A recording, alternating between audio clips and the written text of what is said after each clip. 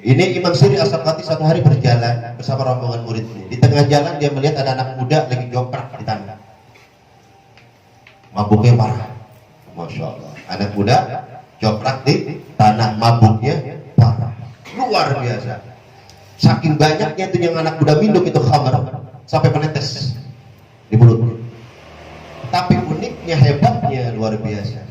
Ini anak yang tadi udah juta, yang udah joprak di tanah tadi, dengan mulutnya keluar khamar, tapi lisannya mulutnya begini, obat kami. Begitu disamperin, didekati oleh Imam Siri As-Sakati, ternyata ini anak muda. Apa yang diucapkan? Anak muda yang mabuk tadi mengucapkan Allah, Allah, Allah, Allah. Dan anak apa ini? Anak muda ini mabuk, saking banyaknya minumannya di tengah, menetes dari mulutnya, tapi lisannya mengatakan Allah, Allah, Allah, Allah. Kita mabuk nggak? Kita mabuk nggak? Dikir nggak? Bagusan mana berarti? Awas aja yang pulang dari mabuk nih, ngomong Allah, salah lagi, salah lagi. Ini makanya dunia tasawuf uniknya begini, masya Allah luar biasa. Ini anak muda mabuk, dia ucapkan Allah, Allah, Allah, Allah. Imam Siri ngomong sama muridnya, buat murid saya, baik, tuan guru, ambilin air. Mampus, saya blok loh, saya blok di banyur ibu saya. Begitu diambil, bukan disiram. Inilah dakwah, kita harus pelajari dakwah ulama-ulama salafus saleh terdahulu. Mereka bukan dengan caci maki, bukan dengan marah, bukan dengan emosi. Ambil air. Santrinya nyangka ini pasti mau disiram ini orang ini.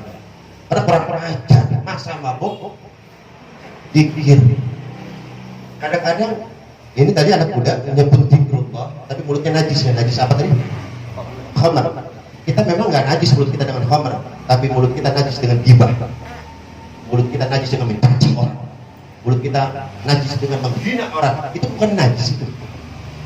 Najis zahir, najis batin. Seberapa seringnya kita maki-maki orang, menghina orang, menghujat orang, najis itu. Memang kita nggak minum arak, tapi jangan pernah memposisikan diri kita lebih mulia dari orang yang minum arak. Jangan begitu, jangan begitu. Orang-orang yang asali ilallah, orang yang menuju Allah nggak begitu. Bisa jadi dia adalah orang yang lebih mulia dari kita. Kan begitu.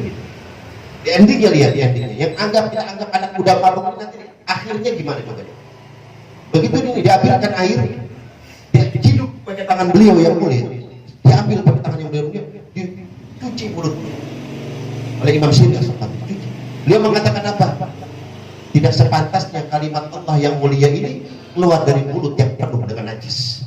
Aku cuci mulutnya agar sesuai apa yang diucapkan dengan mulut, supaya hilang najis. Dicuci, cukup dihilang, cukup dibuang, dicuci. Berangkat beliau, nggak dimarah-marahin, nggak dibangunin, nggak ditamparin, nggak ditamparin, enggak. Kalau kita dijak-dijak enggak, kalau kita mah habis kita unyek-unyek, wah, kita apain aja udah nih orang, enggak. Beliau jalan, berangkat, malamnya beliau ngimpi.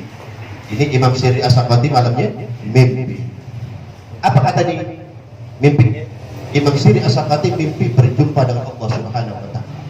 Imam Ahmad bin Hanbal itu lebih dari 70 kali bermimpi ketemu dengan Allah Subhanahu wa taala. Jadi enggak mustahil.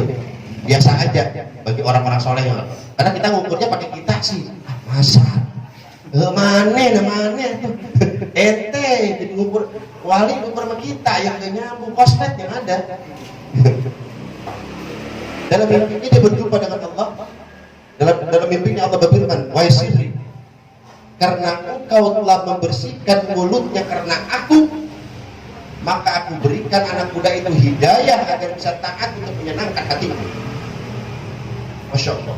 Wahai Siri, karena kau bersihkan mulutnya karena mengagungkan nama asma-Ku, maka dia anak muda, aku berikan dia hidayah untuk menyenangkan hatimu, wahai Siri. Jadi si Imam Siri itu ngejerit hatinya, ya Allah, ini anak muda coba kalau taat, cakep ini. Zikir tapi gak mabuk, zikir dalam keadaan benar bersih, menjerit hatinya, digembirakan oleh Allah. Bangun dari tidur, besoknya dia cari, ini anak muda kemana ini? Gimana dicari?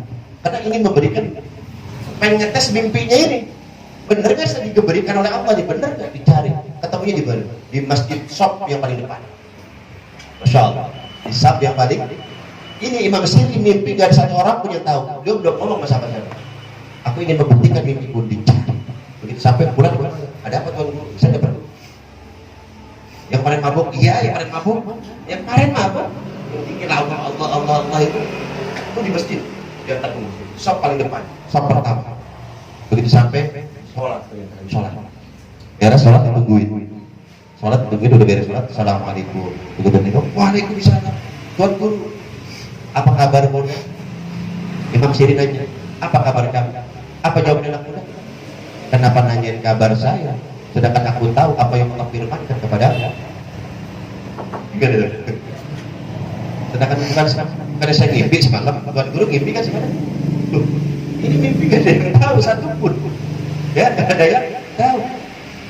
Bukankah aku diberikan hidayah oleh Allah untuk menggembirakan hati? Sekarang saya ada di sini, wahai imam. Tuan guru, sekarang saya ada di sini. Masya Allah. Luar biasa. Dengan singkatnya, dengan izin Allah, dengan kunnya Allah, orang yang ahli maksiat tadi dirubah nasibnya menjadi wali Allah. Makanya jangan pernah lisan kita keluar dari zikir kalau kita ingin diri kita dekat kepada Allah Subhanahu wa taala.